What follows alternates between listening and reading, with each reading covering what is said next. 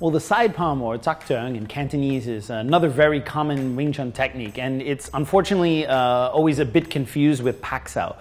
Pak Sao means slapping hand, and it's also a very common technique in Wing Chun. However, the side palm is normally used in a slightly different situation.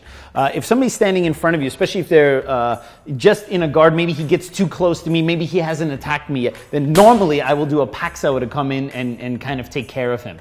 But that's normally a preemptive movement. All right. If he were to give me a strong punch with the elbow out, which is very typical on the street, that nobody is going to punch you on the street like a Wing Chun person. They're always going to punch you like this.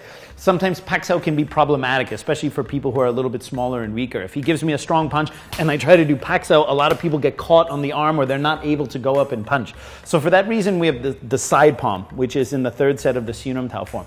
When he goes to fire a punch at me, I come underneath this way here. So I actually don't need to clear his arm out of the way to clear space for my punch. I can let his punch ride by, and I hit him underneath with this one here.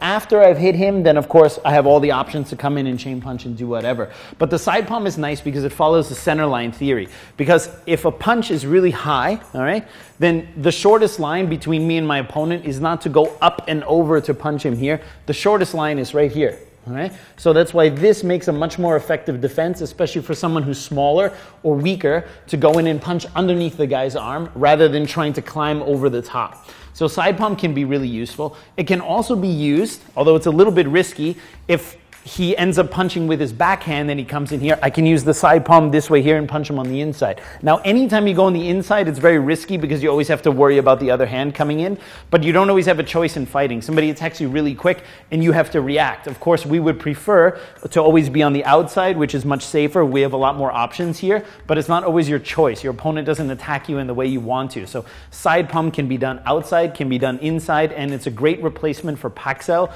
when you're a little bit late or the guy has already launched the punch. You don't need to clear it, you can just slip it underneath.